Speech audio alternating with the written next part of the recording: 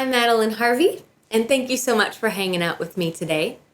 So, if you've been with me for a little while, you know that I love talking about things that are all a part of the exploration process with your voice. I love me some technique, but I love even more the human part of singing because it's deep, it's where all the treasure is buried. It's where all the good stuff is, and it's why we sing.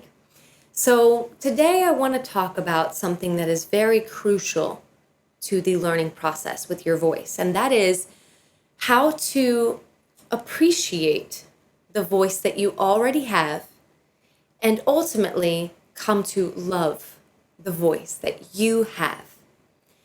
Now, most people, when they start to train their voices, there is this really twisted relationship that we kind of all have with ourselves and our voices. And that is something that we are completely ashamed of. Our voices, our sound is something that we're ashamed of, or something that we're embarrassed by, or something that maybe even disgusts us.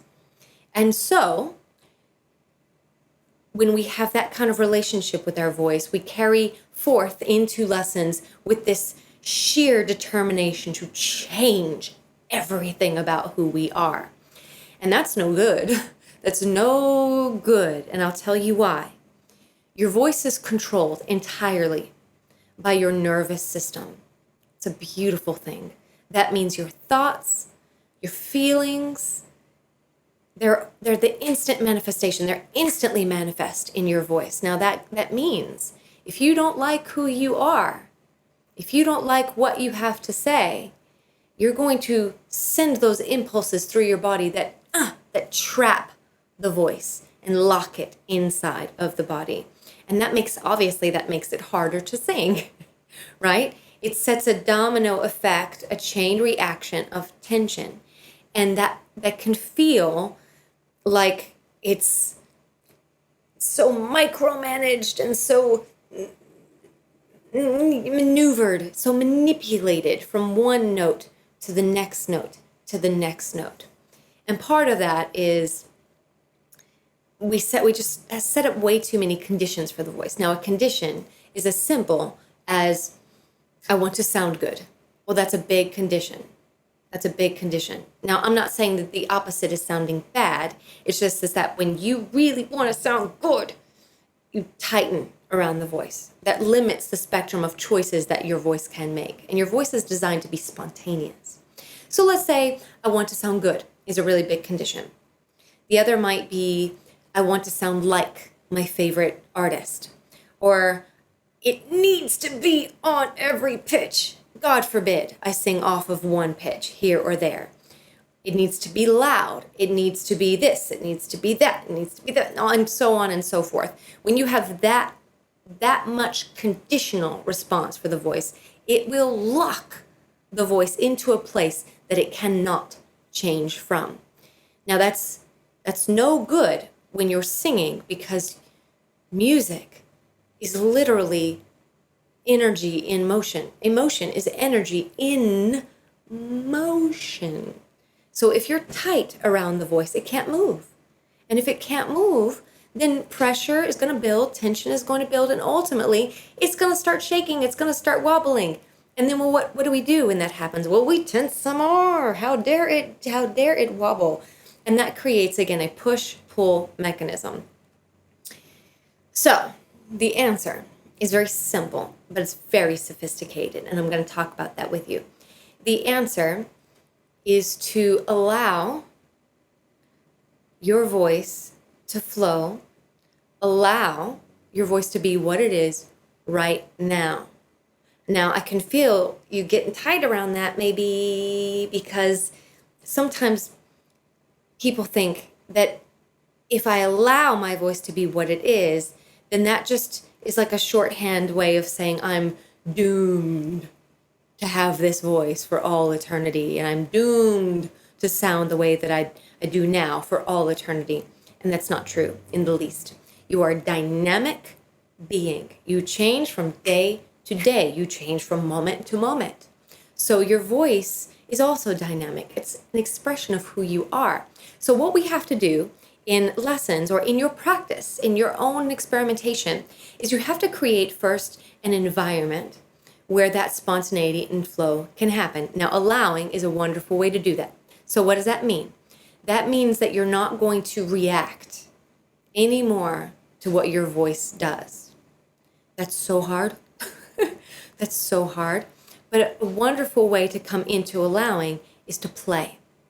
Now, I literally mean play, like as if you're being really silly and you're not singing at all. You're just making weird sounds, making weird sighing sounds or yodeling sounds, or maybe you're imitating farm animals. Just play, make noise. That demonstrates to your body that you are giving yourself permission to experiment with your voice. And in that experimentation, there's no reaction. There's no shame. There's no disgust. There's no cringing. There's no right. There's no wrong, right?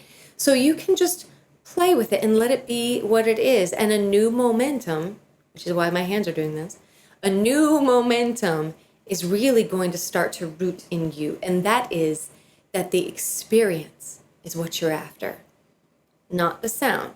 Now, again, I'm not saying it's one or the other. This is a one and then the other. When you feel how good it feels just for your voice to flow through your body and nothing more than that, then that momentum starts to happen and your voice really starts to show up for you in beautiful ways. And the more willing you are to experiment with it means you're feeling frisky, you're feeling inspired, you're feeling passionate, you're feeling alive, you're feeling more willing to make a choice rather than I'm tight and it's got to be this exact choice. Now, the more willing you are, the more flow that's created, the more options you have, the more clever you are, the more confident. That's the word I'm looking for. Confident you will become. And it really is weird, isn't it? Making weird sounds equals confidence. Yes, it does. Because by going into those spaces with your voice that maybe you feel that you really don't want to go, but in going into those, but joyfully, by just making noise, it soothes that response. So you don't have it anymore. You don't have that knee-jerk response to feeling ashamed of yourself or embarrassed about who you are. Everything just feels like that you're a painter and you're just playing. You get your fingers in the clay of your voice and you're just playing with it. Then your authenticity starts to show up. Ooh, another big loaded word. Authenticity. Authenticity equals completely and unapologetically present. You just are. You just are. You are. You don't have to change it. There's nothing you have to do about it. And everything is for the delicious experience of feeling alive. Feeling alive. And once you've anchored that in your atmosphere, in your space that you've held, you can walk into any room and own it because you are comfortable in who you are. You can sing any song and own it because you don't have fear. You don't have conditions that you're bringing into the experience of the voice. And that's what you want. You just want to feel like it's safe. It's totally safe to be who you are. It's totally awesome to be who you are. You really start to get a sense of what you bring to the table, what you and only you can contribute to the artistic community. It no longer is it about competition. It's just about expression. It's just about sharing. It's just about feeling alive. It's just about meeting yourself. It's just about healing yourself. It's just about knowing yourself, loving yourself. It's so fun. This is the work, guys. This is the joy. I know you think, no, I will be confident when my voice is perfect. Well, no, because if there's a pattern of conditions, you're never going to be done. You just keep creating more conditions. You keep creating more stuff. And that relationship, that new relationship with the trust and the flow never really gets an opportunity to bloom, to blossom, to be known. And I'm willing to wager that when you really think about it, and you really think about singing, actually, let's do this now. Imagine what your voice would feel like if it was everything you wanted to experience. If you could walk into a boardroom or walk onto a stage and just totally let it all go. What does that feel like? That's what you're after. That's what you're after.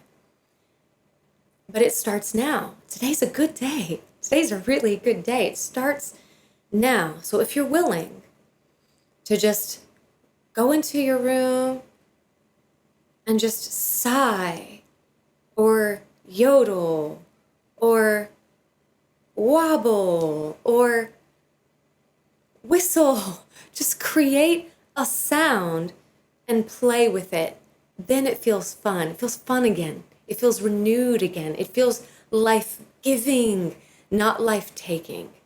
Singing is not supposed to be a source of anxiety. Singing is supposed to be you coming home to yourself. You just enjoying being who you are. So play with it. Allow it. Breathe new life into it. I'm so grateful that you joined me today with this video. I hope you've enjoyed it. I really hope it's brought a little bit of clarity into the singing experience for you. And I don't want to undermine the importance of technique here at all. At all. I'm just saying that it's not a this or that. It's not technique or freedom. It's a this, and that. So if you find yourself being too particular about the exactness of everything, set that aside and just move the voice a little bit. Feel what it felt like to be a little kid where you didn't care and you just put on your favorite song and you got your hairbrush and you put on like a show in front of the mirror. Feel what that felt like and then bring some technique into that space. That's all I'm saying. All I'm saying. So I hope you've enjoyed today's video. If you have, please be sure to give it a thumbs up or click that subscribe button below. I love you guys so much. And I love this musical family that we're creating together. So thank you again for being with me. And I look forward to seeing you again next time. Bye.